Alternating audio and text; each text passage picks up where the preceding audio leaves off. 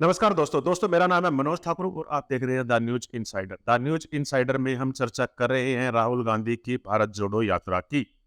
जैसा कि आप सबको मालूम है, हरियाणा में राहुल गांधी की भारत जोड़ो यात्रा का चरण पूरा हो चुका है और अब यात्रा पंजाब में प्रवेश कर गई है। हरियाणा में भी और पंजाब में भी राहुल गांधी की इस यात्रा को जबरदस्त समर्थन मिल रहा है। लेकिन एक सवाल जो बार बार पैदा हो रहा है और वह सवाल यह है कि आखिर राहुल गांधी और कांग्रेस इस भारत जोड़ो यात्रा से चाह क्या रही हैं। जर्नलिस्ट बार बार राहुल गांधी से यह सवाल कर रहे हैं, लेकिन राहुल गांधी इस सवाल का बड़ी खूबसूरती से जवाब देते हैं और जवाब देने की उनकी कोशिश इस तरह से रहती है कि वह इस जवाब को टाल जाएं, यह सवाल कोई मुद्दा ना बन पाए। जाहिर सी बात है, इस यात्रा के लिए राहुल गांधी ने काफी मेहनत की है और इस मेहनत का परिणाम अब सामने आ रहा है। इस मेहनत के बाद, इस कोशिश के बाद, भारत जोड़ो यात्रा के बाद राहुल गांधी की छवि में काफी परिवर्तन आया है। पिछले काफी समय से जिस तरह से राहुल गांधी की छवि को लेकर एक नैरेटिव सा गढ़ दिया गया था, उनकी राजनीतिक सूझबूझ और क्षमताओं पर भी सवाल उठ रहे थे। न सिर्फ विपक्ष बल्कि उनकी अपनी पार्टी में भी एक खेमा लगातार राहुल गांधी और गांधी परिवार की दबी जुबान में आलोचनाएं कर रहा था और एक बार तो नौबत यह आ गई थी कि राहुल गांधी को पूरी तरह से पार्टी में खारिज किया जाने लगा था। लेकिन भारत जोड़ो यात्रा के बाद राहुल गांधी ने जोरदार वापसी की है और इस वापसी का ही परिणाम है कि अब एक बार फिर कांग्रेस के लिए राहुल गांधी बड़े नेता हैं। जिस तरह से एक लंबे समय से या आजादी के बाद से ही गांधी परिवार के पीछे पीछे कांग्रेस चलती है, कमोबेश अब एक बार फिर राहुल गांधी की इस यात्रा के बाद कांग्रेस के तमाम दिग्गज गांधी परिवार के पीछे पीछे चलने के लिए तैयार हो रहे हैं, या फिर उनके लिए गांधी परिवार के पीछे पीछे चलना जरूरी और मजबूरी बन गया है। हम आपको दिखा रहे हैं राहुल गांधी ने इस यात्रा के दौरान किस तरह से अपनी छवि को बदला है। मसलन राहुल गांधी अब हर सवाल का बड़ी बेबाकी से जवाब देते हैं। उनके जवाब में फिलॉसफी है, उनके जवाब में हिस्ट्री है, उनके जवाब में अध्यात्म है, उनके जवाब में एक मुखरता है और वह यह दिखाने की कोशिश कर रहे हैं कि वह जो सोचते हैं, जो समझते हैं, वह बोलते हैं, उन्हें कोई संचालित नहीं कर रहा, वह अपनी मर्जी से यह सब कर रहे हैं। जब भी मैं चल रहा हूं, जहां भी मैं जाता हूं,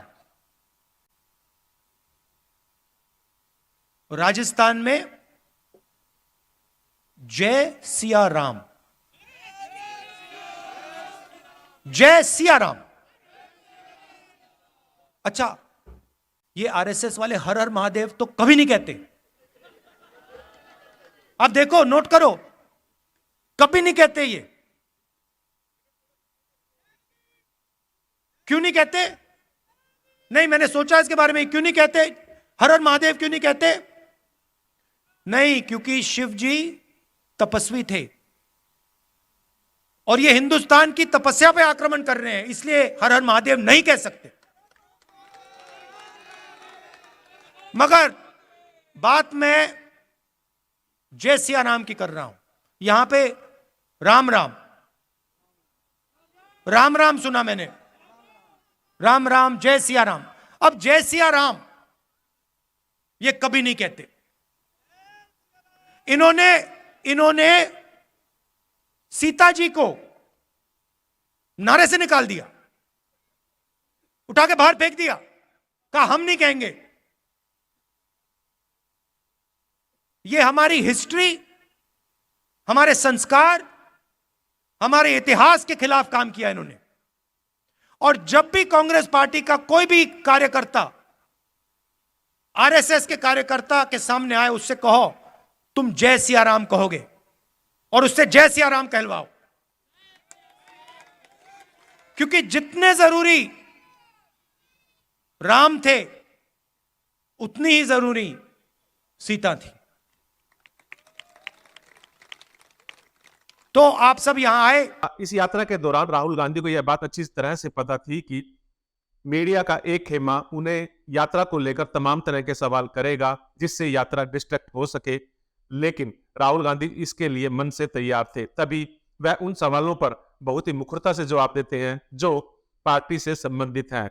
भले ही कोई भी पत्रकार राहुल गांधी से यह सवाल करे कि मौजूदा सरकार के खिलाफ क्यों विपक्ष एकजुट नजर नहीं आता? राहुल गांधी सवाल का जवाब बड़ी खूबसूरती से दे देते हैं। कांग्रेस की आपसी फूट या फिर जिन राज्यों से राहुल गांधी की भारत जोड़ो यात्रा निकलती है वहां पर कांग्रेस के हालातों पर भी जब सवाल करते हैं तो इन सवालों को भी राहुल गांधी बड़ी ही खूबसूरती से टाल देते हैं। धर्म को दूसरे धर्म से जो लड़ाया जा रहा है उसके खिलाफ ये यात्रा है। इस यात्रा का एक और लक्ष्य है और वो मेरा पर्सनल लक्ष्य है और जो हमारे साथ लोग चल रहे हैं वो उनका भी लक्ष्य है। वो है कि हम इस यात्रा को तपस्या जैसे देख रहे हैं। हम अपने देश से प्यार करते हैं, देश की जनता से प्यार करते हैं, किसानों से, गरीब लोगों से प्यार करते हैं और उनके साथ हम चलना चाहते हैं। तो यात्रा का लक्ष्य पर्सनल है। यात्रा का लक्ष्य देश की जनता को देश की सच्ची आवाज सुनाने का है। अब देखिए, उससे राजनीतिक फायदा हो, नुकसान हो, उसके बारे में मैं नहीं कह सकता हूं। काम करो, जो होना है होगा, ध्यान काम पे रखो। तो वही थिंकिंग है यात्रा की भी। आपका सवाल अच्छा है। यात्रा के बाद एक और काम होगा, उसके बाद शायद एक और काम होगा, फिर आपको जवाब मिल जाएगा। आपका डिसीजन है। ये तो आप लोग जज, जूरी और एक्सिक्यूशनर हो। मेरा निर्णय तो नहीं है, मेरा डिसीजन तो नहीं है।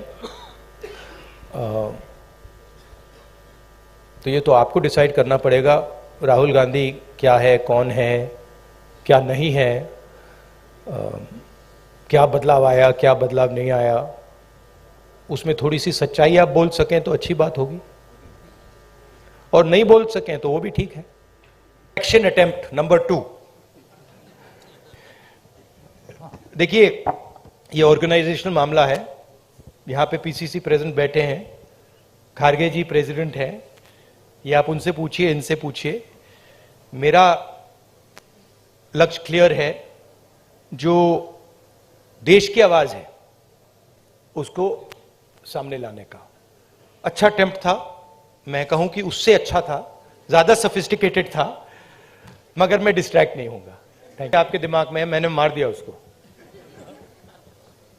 वो है ही नहीं, मेरे माइंड में है ही नहीं, गया, वो गया। जिस व्यक्ति को आप देख रहे हो वो राहुल गांधी नहीं है, वो आपको दिख रहा है। बात नहीं समझे आप। हिंदू धर्म को पढ़ो, थोड़ा शिव जी को पढ़ो, समझ आ जाएगी बात। इसके विपरीत वह फिलॉसफी पर खूब अच्छे से बात कर रहे हैं, अध्यात्म पर वह खूब अच्छे से बात कर रहे हैं, वह अपनी बात को बखूबी रख भी रहे हैं। आपने शिव जी की फोटो देखी होगी, ये आपने देखा है, ये सिंबल देखा है आपने, शिव जी की फोटो में देखा है। इसका मतलब क्या है? कोई बता सकता है? आप कहेंगे आशीर्वाद। आशीर्वाद नहीं है, ये अभय मुद्रा है। डरो मत, ये तपस्या का सिग्नल है। अपना काम करो, तपस्या करो, डरो मत। इसीलिए तो कांग्रेस का ये सिंबल है। नहीं, आप हंस रहे हो, मैंने रिसर्च किया है। ये सिंबल कहां से आया, कैसे आया, मैं आपको किसी दिन बता दूंगा, आप हैरान हो जाओगे। अच्छा, आपने गुरु नानक की फोटो देखी है? उसमें भी आपने देखा होगा, देखिए ना। बुद्धा की फोटो देखी है, उसमें भी अभय मुद्रा। महावीर जी की फोटो देखी है, उसमें भी अभय मुद्रा। तो तपस्या, डर। राहुल गांधी चंद मुद्दों को लेकर ही बातचीत कर रहे हैं। इसमें बेरोजगारी, जीएसटी, डिमोनेटाइजेशन, अग्निवीर सरकार की जो योजना है, सेना को लेकर जो जिस तरह से सैनिकों की भर्ती में सरकार ने जो नियम बनाए हैं उसको लेकर वह सरकार पर लगातार हमलावर हो रहे हैं। वह डर की बात बार बार कर रहे हैं और इस डर की बात करते हुए वह कहीं ना कहीं कांग्रेस की उस पुरानी जो परंपरा रही है कि सभी को साथ लेकर चलो, सभी को साथ कर चलो, समाज के सभी वर्गों को साथ लेकर चलो, राहुल गांधी इस बात को और ज्यादा पुख्ता कर रहे हैं या उस परंपरा का निर्वाह करने की कोशिश कर रहे हैं और इस कोशिश में वह काफी हद तक कामयाब होते भी नजर आ रहे हैं। राहुल गांधी पर और कांग्रेस पर लगातार यह भी आरोप विपक्ष लगाता रहा है या इस तरह का नैरेटिव भी बनाया गया कि कांग्रेस कहीं ना कहीं अल्पसंख्यकों और खासतौर पर मुस्लिम समुदाय का समर्थन करती है। लेकिन अपनी इस यात्रा के दौरान राहुल गांधी ने इस नैरेटिव को तोड़ने की कोशिश की है। जब भी मैं चल रहा हूं, जहां भी मैं जाता हूं, राजस्थान में जय सिया राम, जय सिया राम। अच्छा, ये आरएसएस वाले हर हर महादेव तो कभी नहीं कहते। आप देखो, नोट करो, कभी नहीं कहते ये। क्यों नहीं कहते? नहीं, मैंने सोचा इसके बारे में, क्यों नहीं कहते हर हर महादेव, क्यों नहीं कहते? नहीं, क्योंकि शिव जी तपस्वी थे और ये हिंदुस्तान की तपस्या पे आक्रमण कर रहे हैं, इसलिए हर हर महादेव नहीं कह सकते। मगर बात मैं जय सिया राम की कर रहा हूं। यहां पे राम राम राम राम सुना मैंने, राम राम जय सिया राम।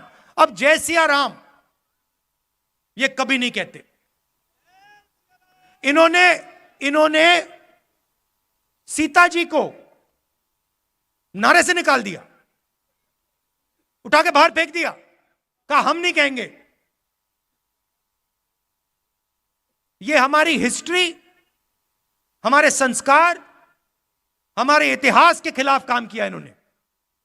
और जब भी कांग्रेस पार्टी का कोई भी कार्यकर्ता आरएसएस के कार्यकर्ता के सामने आए, उससे कहो तुम जय सिया राम कहोगे और उससे जय सिया राम कहलवाओ, क्योंकि जितने जरूरी राम थे उतनी ही जरूरी सीता थी। तो आप सब यहां आए। उन्होंने यह बात इस्टेब्लिश करने की कोशिश की है कि कांग्रेस किसी एक धर्म या एक संप्रदाय या समाज के एक समुदाय को साथ लेकर नहीं, बल्कि संपूर्ण समाज को साथ लेकर चलने में यकीन करती है। राहुल गांधी ने अपनी इस यात्रा के दौरान अभी तक इस नैरेटिव को सेट करने की पुरजोर कोशिश की है। राहुल गांधी ने अध्यात्म को लेकर जिस तरह से अपनी बात रखी है, खास तौर पर करनाल में जो प्रेस कॉन्फ्रेंस हुई थी, वहां पर उन्होंने शिव को लेकर, बुद्ध को लेकर जिस तरह से अपनी बात रखी है, इससे अब यह अंदाजा लगाया जा रहा है कि अध्यात्म के मोर्चे पर भी अब राहुल गांधी ने कमान संभाल ली है। यहां राहुल गांधी ने अपनी यात्रा के दौरान बार बार बुद्ध की बात की, बार बार शिवजी की बात की, बार बार तपस्या की बातचीत की, बार बार तपस्वी की बातचीत की। तो इससे उन्होंने उस नैरेटिव को गढ़ने की कोशिश की है, एक नया नैरेटिव कांग्रेस के प्रति बनाने की कोशिश की है और यह दिखाने की कोशिश की है कि जो कांग्रेस की परंपरा रही है, यानी कि धार्मिक एकता, उसको भी वह स्टैब्लिश करने में पूरी तरह से कामयाब रहे हैं।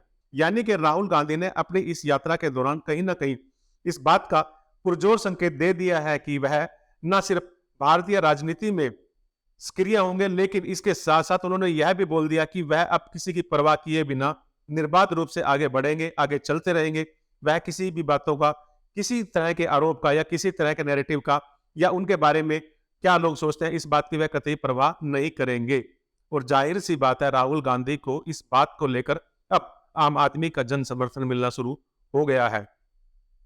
जिस तरह से हरियाणा में, यूपी में और अब पंजाब में राहुल गांधी की यात्रा में हर कोई जुड़ रहा है, यह बात पुख्ता हो रही है कि कांग्रेस के पक्ष में एक बार फिर मतदाता एकजुट होना शुरू हो गया है। और यह स्थिति कांग्रेस के लिए काफी सुखद मानी जा रही है। और इतना ही नहीं, लगभग 8 साल के बाद कांग्रेस के लिए इस तरह की एक सुखद स्थिति आई है कि राहुल गांधी ने पूरी की पूरी कांग्रेस को जनमानस के साथ जोड़ दिया है। राहुल गांधी ने अपनी इस यात्रा के दौरान कांग्रेस को ग्राउंड पर इस तरह से सक्रिय कर दिया है कि अब कांग्रेस के बारे में, राहुल गांधी के बारे में लगातार चर्चाएं हो रही हैं। राहुल गांधी किसी भी आरोप, किसी भी विवाद में या किसी भी सवाल में नहीं फंसे, बल्कि वह बेबाकी से हर स्थिति का मुकाबला कर आगे बढ़ रहे हैं। भले ही इस तरह के सवाल उनके टी शर्ट को लेकर हो, भले ही इस तरह के सवाल उनकी सोच को लेकर हो, भले ही इस तरह के सवाल कांग्रेस को लेकर हो, लेकिन राहुल गांधी ने स्पष्ट कर दिया कि उनका एजेंडा सिर्फ और सिर्फ एक है कि वह बदलाव चाहते हैं, वह लोगों के लिए काम करना चाहते हैं। यानी कि वह अब नेता के तौर पर खुद को ना सिर्फ इस्टेब्लिश कर चुके हैं बल्कि अपनी पकड़ जमीन पर बना रहे हैं। उनकी पकड़ अब मतदाताओं पर भी बन रही है। राहुल गांधी ने जो मेहनत की है, आने वाले समय में कांग्रेस को इसका लाभ मिलेगा। कांग्रेस के वह दिग्गज नेता जो कांग्रेस छोड़कर चले गए थे या कांग्रेस से निराश हो चुके थे, उनमें उम्मीद का संचार हुआ है। जो नेता कांग्रेस छोड़ के चले गए थे वह भी अब वापसी की संभावनाएं तलाश रहे हैं और इस तरह के कई नेता अब कांग्रेस में आने की सोच भी रहे हैं। राहुल गांधी की यात्रा को लेकर हम इसी तरह से आपको अपडेट देते रहेंगे। आपसे निवेदन है कि आप हमारे चैनल को लाइक करें, सब्सक्राइब करें। उम्मीद है आपको हमारा काम पसंद आएगा और अगर आपको यह वीडियो पसंद आया तो इसे शेयर भी करें। धन्यवाद। जय हिंद।